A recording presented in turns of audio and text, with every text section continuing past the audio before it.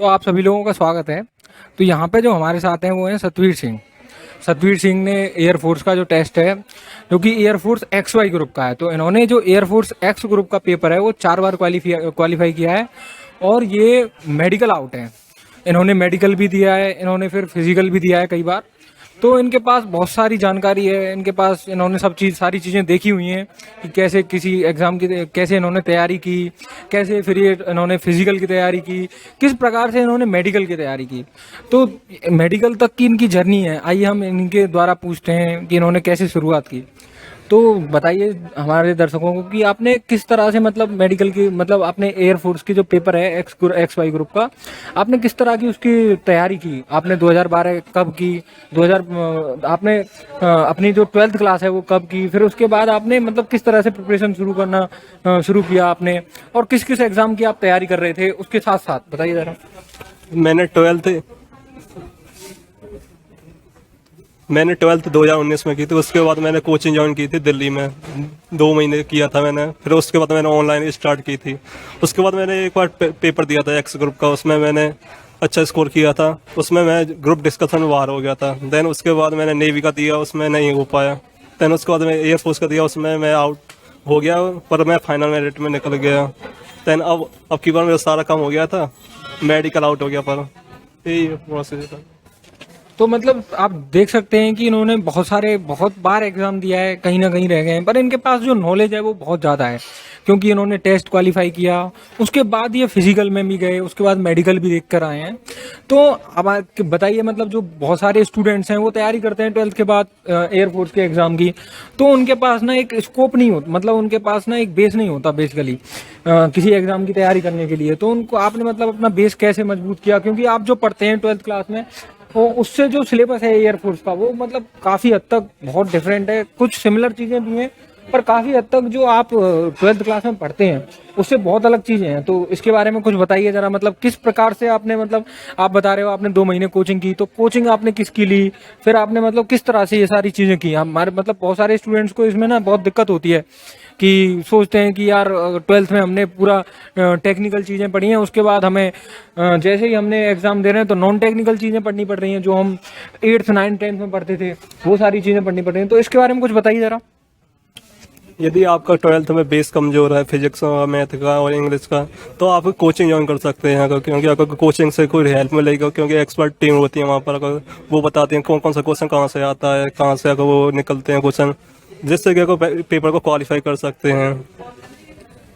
अच्छा, मतलब आपने आपने बताया कि कोचिंग ज्वाइन कर सकते हैं जिनका बेस कमजोर है।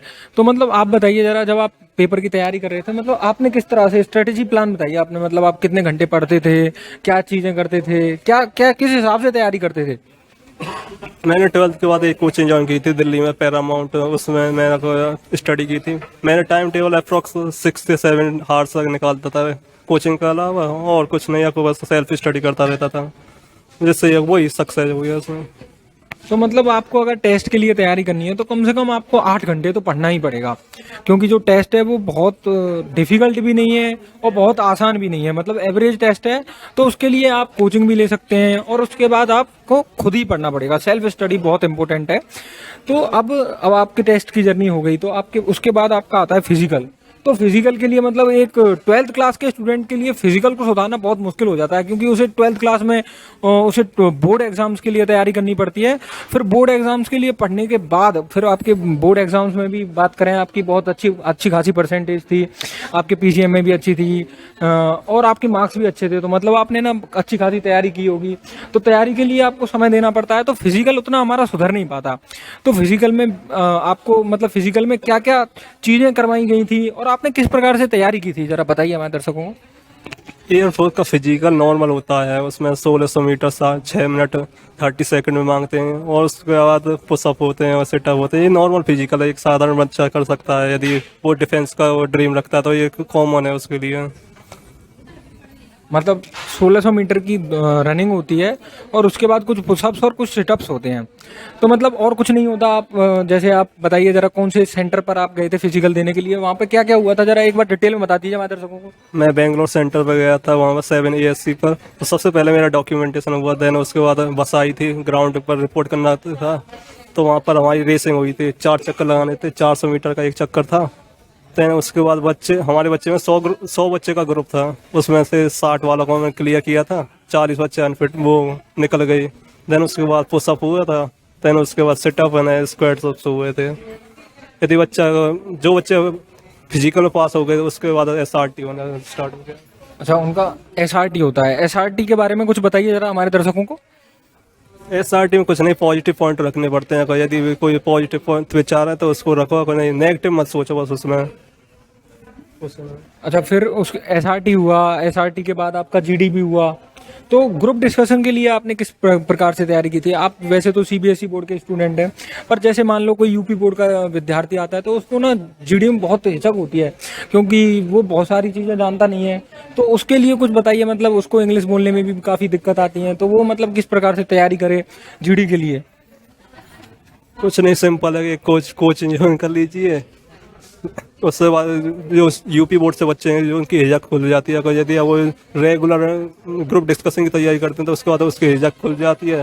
देन अगर परफॉर्मेंस अच्छा कर दीजिए वो ये से सिलेक्शन हो जाएगा। नॉर्मल प्रोसेस होती है उसमें, एयरफोर्स में इतनी हार्ड नहीं होती है GD में। तो सतवीर सिंह ने बताया कि यहाँ पे जो GD होता है वो बहुत नॉर्मल होता है, मतलब इतना डरने की जरूरत नहीं है। ऐसे ही अफवाहें फैला दी जाती हैं कि इतना टफ होता है, कोई टफ चीज़ नहीं है। अगर आप नॉर्मल वे में तैयारी करें तो मतलब आसानी से आप GD, फिजिकल, ये सारी चीज़ें निकाल सकते हैं। तो मतलब ये ना बहुत अच्छी बात है, इन्होंने तो बहुत बार तैयारी भी की हुई है।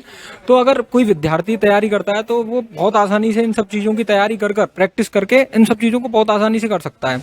तो अब आपका ये हो गया, फिजिकल हो गया, तो आप उसके बाद आपकी मेडिकल की जर्नी शुरू होती है। तो मेडिकल में आप मतलब बताइए, मेडिकल में क्या क्या हुआ था? आपका मेडिकल सेंटर कहाँ पड़ा था, मतलब किस और आपने मेडिकल के लिए क्या पहले से तैयारी की थी? क्या आपको मतलब चीज़ें ध्यान रखनी पड़ती हैं, क्योंकि मेडिकल में भी बहुत सारे बच्चे निकले हैं, आप भी मेडिकल आउट हो, तो मतलब क्या क्या गलतियाँ रह गई थी? H2 क्लियर करने के बाद मेरा मेडिकल सेंटर पड़ा था येलंग का, तो मुझे 1 महीने बाद रिपोर्ट करना था। तो उसके पहले मैंने प्रीलिमिनरी मेडिकल टेस्ट कराया था, तो डॉक्टर ने बोला आपके सब पॉइंट क्लियर है, कोई पॉइंट नहीं है। तो मैं येलंग का गया मेडिकल देने, तो सब पॉइंट क्लियर था, वो ओनली मेरा DNS का पॉइंट दिया था। देन उसके बाद मुझे री मेडिकल मिला था, तो री मेडिकल मुझे अनफिट कर दिया था फाइनली। तो मतलब आप अगर मेडिकल आपका आ गया है तो आप पहले से उसकी तैयारी जांच करवा सकते हैं, कोई नियर बाई आपके नियर बाई हॉस्पिटल जाके या कहीं जाके। तो ये सारी जानकारी, बहुत सारी जानकारी आपको सतवीर सिंह द्वारा बताई गई है। तो अगर आप इसको फॉलो करें तो, और अब आप जरा हमारे दर्शकों को, जो मतलब विद्यार्थी तैयारी कर रहे हैं, उनके लिए कुछ मैसेज छोड़ना चाहेंगे, मतलब उनके लिए कुछ बताना चाहेंगे या कुछ कहना चाहेंगे उनके लिए?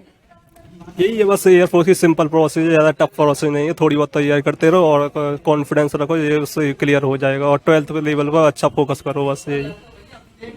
तो सतवीर सिंह ने बताया कि अगर इतना टफ है नहीं कोई प्रोसेस, तो मतलब आप नॉर्मल वे में तैयारी करते हैं तो बहुत आसानी से आप सब चीज़ों को पास कर सकते हैं, और बहुत बहुत सारी चीज़ें आसान हैं। अगर आप नॉर्मल वे में डेली प्रैक्टिस करते हैं, डेली 6 to 7 आवर्स अगर आप स्टडी करते हैं डेली, और कोचिंग भी ज्वाइन कर लेते हैं, तो बहुत सारी चीज़ें आसान हो जाती हैं आपके लिए। तो कोई मोटिवेशन स्पीच वगैरह कुछ आप बताना चाहेंगे? कोई मोटिवेशन मतलब स्टूडेंट्स के लिए, लाइक कोई थॉट वगैरह, कोई इंस्पिरेशन थॉट कुछ बच्चों को बता दीजिए। No thought. तो कोई मतलब कोई मेहनत के लिए कुछ? यही बस, ओनली मेहनत करते रहो और सक्सेस लो। तो बताया कि मेहनत ही करनी है, मतलब कोई और कुछ नहीं होने वाला है। आप मेहनत करोगे तो डेफिनेटली आपको सक्सेस मिल ही जानी है। तो बहुत बहुत धन्यवाद सतवीर सिंह। तो आपकी उज्जवल भविष्य के लिए हम कामना करते हैं। Thank you very much. Thank you.